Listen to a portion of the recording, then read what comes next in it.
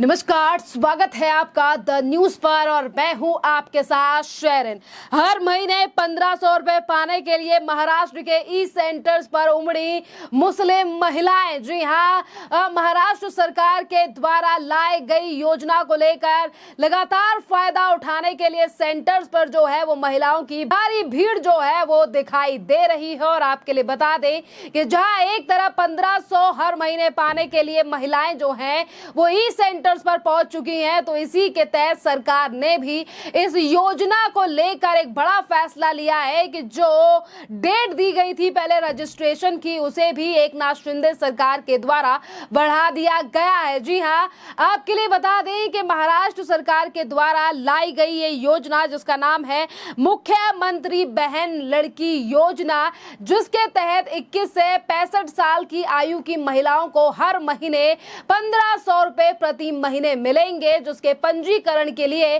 पहले 15 जुलाई थी आखिरी तारीख, जिसे बढ़ाकर 31 अगस्त कर दिया गया है। एक तरफ सरकार के द्वारा लाई गई ये स्कीम, तो वहीं दूसरी तरफ सरकार को लेकर आज विरोधियों को बड़ा जवाब दिया है शरद पवार के भतीजे यानी कि अजीत पवार ने। देखिए, महाराष्ट्र में विधानसभा के चुनाव आने वाले हैं। सरकार लगातार कदम उठा रही है कि इस बार जनता के दिल पर राज कर जो है वो जनता जो है वो फिर एक बार एकनाथ शिंदे यानी कि एनडीए की सरकार को विधानसभा में मौका दे, जिसके लिए हर पुरजोर प्रयास जो है वो सरकार इस समय पर करती हुई दिखाई दे रही है। और बात अगर हम इस योजना की करें जो कि मुख्यमंत्री एकनाथ शिंदे के द्वारा इस योजना को लेकर कुछ ही दिन पहले ऐलान किया गया है, जिसका नाम है मुख्यमंत्री लड़की बहन योजना। इसी की तरह एक योजना कुछ दिनों पहले मध्य प्रदेश के विधानसभा चुनाव से पहले मध्य प्रदेश में भी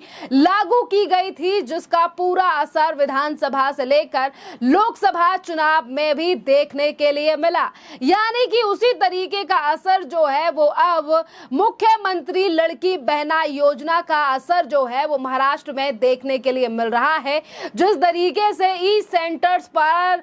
जो है वो हजारों महिलाएं जाकर ई फॉर्म्स को फिल कर रही हैं और सरकार का धन्यवाद भी करती हुई दिखाई दे रही हैं। पिछले हफ्ते और इसी के साथ अगर हम बात करें अजीत पवार की, देखिए इस योजना को लेकर लगातार जो है वो विरोधी पार्टियों ने सवाल उठाए और कहा कि किस तरीके से जो है वो विधानसभा चुनाव को देखते हुए सरकार के द्वारा ये योजना लाई गई है। पर सरकार की तरफ से सीधे तौर पर कहना है कि हम महिलाओं को इसीलिए ये स्कीम लेकर आए हैं जिसकी वजह से महिलाओं की जो है वो आर्थिक मदद हो पाए, क्योंकि पहले शुरुआत में इस योजना का वही लोग लाभ उठा सकते थे जिन परिवार की आय जो है वो साल में 2.5 लाख से कम है। और बाद में सरकार ने इन नियमों को चेंज कर ये कह दिया कि जिनके पास भी राशन कार्ड मौजूद है उन लोगों को आय प्रमाण पत्र दिखाने की जरूरत नहीं पड़ेगी और वो महिलाएं भी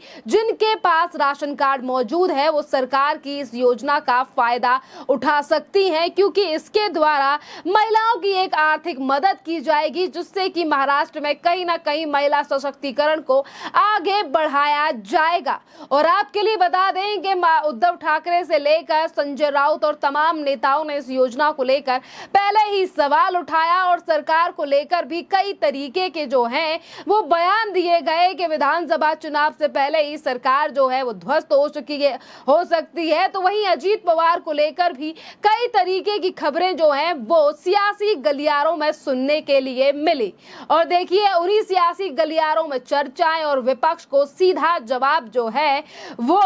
अजीत पवार के द्वारा दिया गया। जी हां, दरअसल पिछले हफ्ते विधानसभा में पेश किए गए बजट पर बोलते हुए अजीत पवार ने कहा कि उनके विरोधी यानी कि मेरे जो विरोधी हैं वो मुझे गाली दे रहे हैं क्योंकि वो नहीं चाहते हैं कि विकास का फल जो है वो महाराष्ट्र के नागरिकों को मिले। देखिए, इसी के साथ महाराष्ट्र के उप मुख्यमंत्री अजीत पवार ने लोगों के विकास के लिए उनका समर्थन करने की अपील की है और उन्होंने बताया कि राजनीति में कदम रखने के बाद से ही वह अपनी पार्टी से जुड़ गए हैं और उनके ऊपर लगे भ्रष्टाचार के आरोप भी साबित नहीं हुए हैं, क्योंकि अजीत पवार को लेकर लगातार विपक्षी पार्टियां ये सवाल उठाती हैं कि अजीत पवार परिवार के ऊपर कई मामले पेंडिंग थे, पर जैसे ही उन्होंने एनडीए का दामन थामा है तो अब जो है वो उनके ऊपर कोई मामले दर्ज नहीं है, जिसको लेकर सीधे तौर पर अजीत पवार ने कहा है कि मेरे ऊपर जो भी भ्रष्टाचार के आरोप लगे वो साबित नहीं हुए। इसी के साथ उन्होंने कहा कि जनता यानी कि जो नागरिक है महाराष्ट्र के, वो ही मेरी पार्टी है और जनता का कल्याण करना ही मेरी प्राथमिकता है। इसी के साथ और तमाम बातें जो है वो अजीत पवार ने एक वीडियो मैसेज के द्वारा कही है और उन्होंने कहा है कि लोग ही मेरी एकमात्र पार्टी है, मैं जो भी करूं लोगों का कल्याण ही मेरी प्राथमिकता है, मैं लोगों के फायदे के बारे में सोचता हूं। मैंने और उन्होंने ये वीडियो लोकसभा चुनाव में खराब प्रदर्शन के बाद भाजपा और इसी के साथ एनसीपी और शिवसेना वाले सत्तारूढ़ महायुति गठबंधन के भीतर असंतोष की अटकलों के बीच जारी किया है, क्योंकि लगातार विपक्षी पार्टियों की तरफ से ये बात कही जा रही है कि शायद महाराष्ट्र में 3 पार्टियों के द्वारा चलाई जा रही सरकार जो है वो खत्म हो सकती है, वो ध्वस्त हो सकती है और इसीलिए इन तमाम बातों पर आज विराम लगा दिया है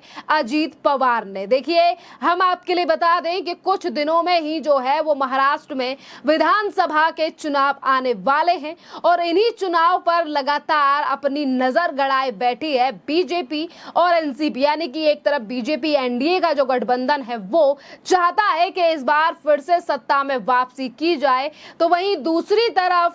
जिन्होंने सिर्फ और सिर्फ 2.5 साल से कम सरकार बनाई यानी कि उद्धव ठाकरे, शरद पवार और कांग्रेस के जो बचे कुछ नेता आज कांग्रेस में महाराष्ट्र में रह गए, वो भी जनता को जो है वो अपनी तरफ खींचने का हर प्रयोग जो है वो कर रहे हैं। पर अब देखना अहम रहेगा कि आखिरकार आने वाले महाराष्ट्र के विधानसभा के चुनाव में किस तरीके के रिजल्ट रहने वाले हैं। बात अगर लोकसभा चुनाव की जाए तो देखिए, इस बार की महाराष्ट्र की जो 48 सीटों में से केवल 17 सीटों पर ही कामयाब रही थी एनडीए सीटें जीतने में, जो कि भारतीय जनता पार्टी के लिए एक खराब प्रदर्शन बताया गया कि एनडीए की 17 और बीजेपी सिर्फ और सिर्फ 9 सीटों पर रही थी और इसीलिए बीजेपी लगातार जो है वो प्रयास कर रही है कि इसी रिकॉर्ड को जो है वो आगे लाया जाए, क्योंकि जनता जो है वो महाराष्ट्र में बीजेपी के फेवर में काफी ज्यादा है। पर जब से सरकार 3 पार्टियों की मिलकर बनी है तब से ऐसा लग रहा है कि किस तरीके का रिजल्ट जो है वो इस बार 3 पार्टियों का मिलकर विधानसभा चुनाव में रहने वाला है। पिछले दिनों उद्धव ठाकरे की भी खबरें जो हैं वो एनडीए में शामिल होने की आई थी, पर उद्धव ठाकरे ने भी इन बातों को जो है वो कई बार नकार दिया है। पर अब सबकी नजरें इस बात पर टिकी हुई हैं कि जैसे जैसे विधानसभा के चुनाव आएंगे पास, किस तरीके से जो है वो समीकरण रहने वाला है और कितने नेता ही इधर से उधर जा सकते हैं। जी हाँ, जैसे जैसे चुनाव पास आ रहा है वैसे ही हो रही है महाराष्ट्र की सियासत गर्म, क्योंकि अब चुनाव में ज्यादा समय नहीं रह गया है और इसीलिए इस बार जो मुख्यमंत्री एकनाथ शिंदे के द्वारा लाई गई योजना है, इसका असर जो है वो जमीनी तौर पर खास तौर पर दिखाई दे रहा है। जिस तरीके से मुख्यमंत्री बहना लड़की योजना पर महिलाएं जो हैं वो लगातार एकनाथ शिंदे यानी कि एनडीए की सरकार के लिए कह रही हैं, क्योंकि ये जनता और महिलाओं के लिए पहली बार जो है वो सरकार ने इस तरीके का कदम उठाया है, क्योंकि ई सेंटर्स पर पहुंची मुस्लिम महिलाएं भी आज सरकार के ही फेवर में बात करती हुई नजर आ रही हैं। खैर, इस पूरे मामले पर आपकी जो भी राय हो आप हमें कमेंट कर जरूर बताइए। धन्यवाद।